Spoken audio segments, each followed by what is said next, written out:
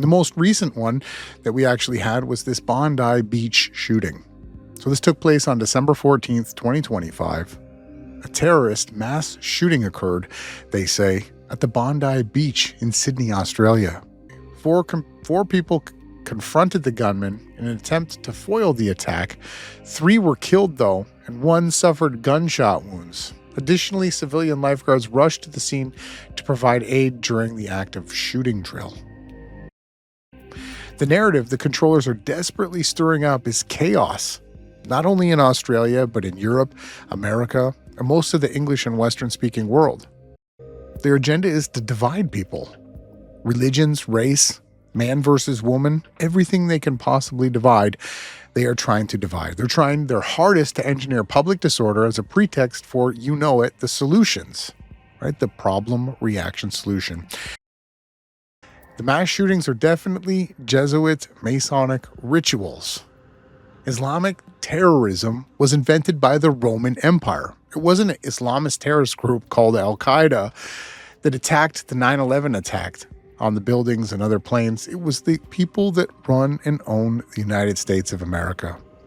Shooting here that we're going to be looking at was staged inside of, they got clips of them inside their pillars. Shooter was quote unquote a bricklayer, a Freemason, lived in Bonnie Rig. Happened, of course, on the 33 latitude. Check this one out. Exactly 13 years to the day and the anniversary of Sandy Hook. Go figure. When you think of Bondi, you think of sand. It's a beach. Sandy Hook, Sandy Beach, Sandy Bondi. All the different numerology and symbolism you can look into, it's all there. Here's the shooter. Here he is in between the 2 pillars. The photographer was right there to make sure that he got the shots. Naveed Akram was the shooter, he was a bricklayer, right? A Freemason. Of course, the symbolism is there. Here's his name. He lived on Bonnie Rig, and then he's got some other weird symbolism going on with that eye. Well, let's get into some of the shooting here. Let's take a look at the information and the evidence that they've put out that this was actually a real event.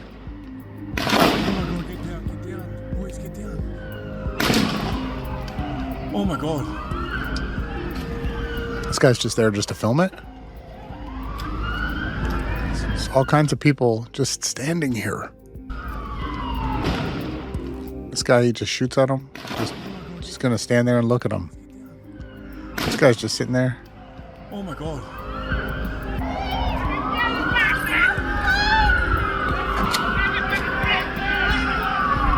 There's the other shooter now.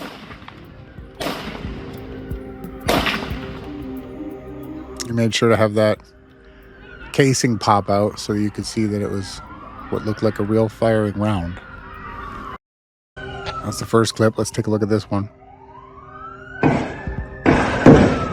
Oh!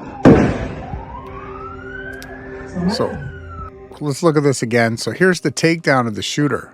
Here's the actual hero that's getting into the Bondi shooting here. So the hero's creeping up here behind the car. Shooter's shooting off rounds, so he comes up, grabs him. Somehow with his left hand is able to wrestle the gun away, points it at him, that this person was going to run up and stop the guy from taking the gun from the shooter. He points it at him and he never shoots him.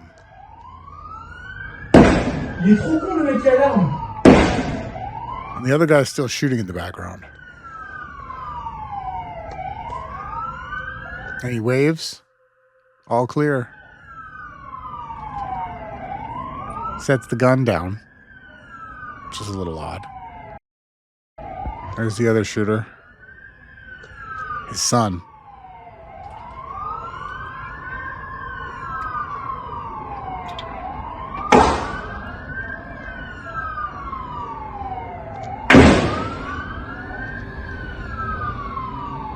They got the 2 pillars.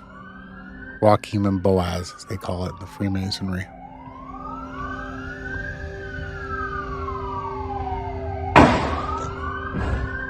Oh l'enculé, il a pris une deuxième arme.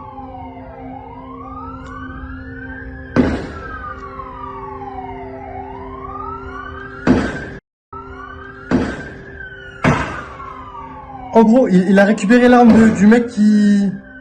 Tu sais, il l'avait pris dans sa Yes, main. he's là. wounded now. Oui, oui, j'ai vu, j'ai vu. Ouais. No one got hit. No evidence of anyone getting shot. No evidence of any injury. No blood. No anything. Oui, oui, j'ai vu, j'ai vu. Ouais.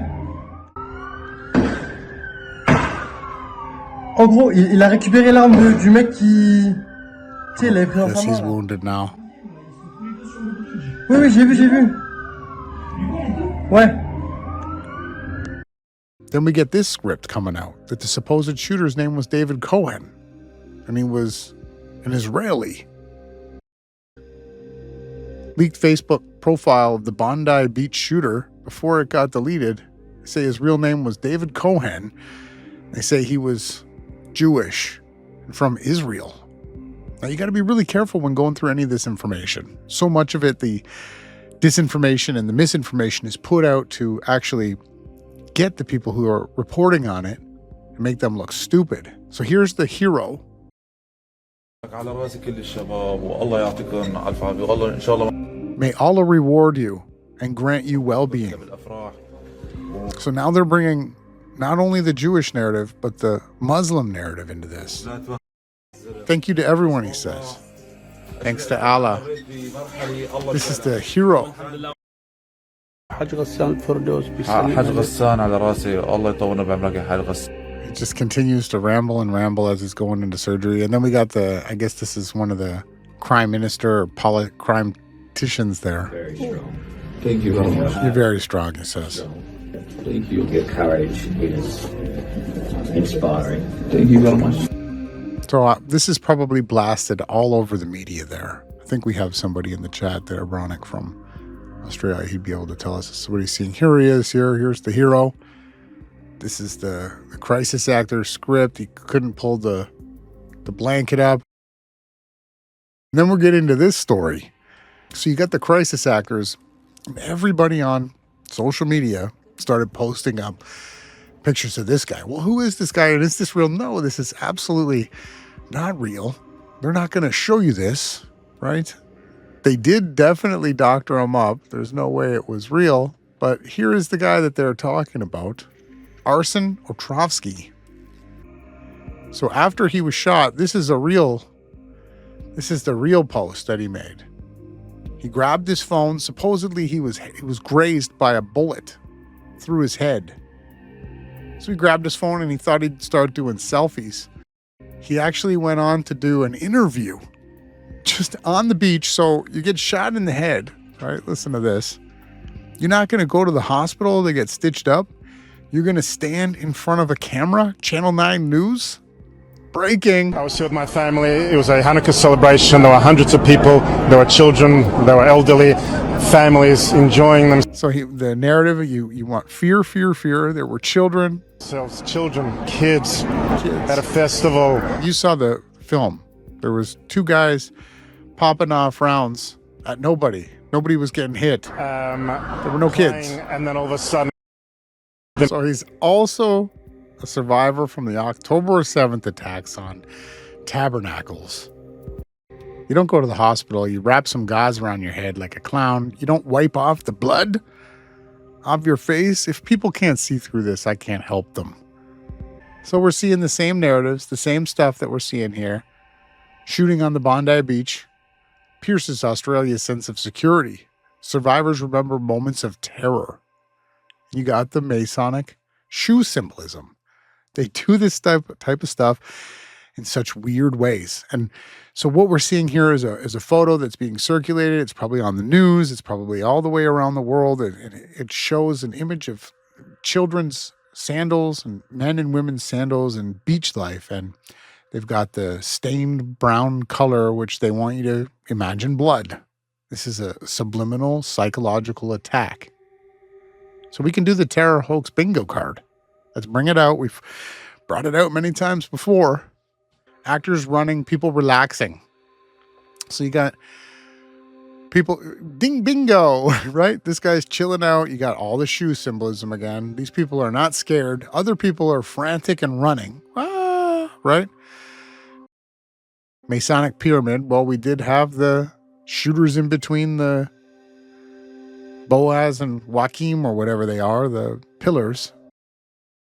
So again, we've got the Bondi shooting, another event that's being used to script the narrative, and it's being used to create a scapegoat, something you're not allowed to talk about. The Jewish people, you're not allowed to, it's again, you can't talk about the Holocaust. You're not allowed to talk about any of that information because they set it up in such a way that, oh, there's children involved, or it's the, persecuted Jewish people. They were celebrating their Hanukkah. Like, how dare you question what our motives are? And we're going to question them, and we're going to document them. So I'll leave it at that. Let's do another song break. When we come back, we'll get into some of the other news. Thanks for tuning in tonight. Happy Wednesday, December 24th.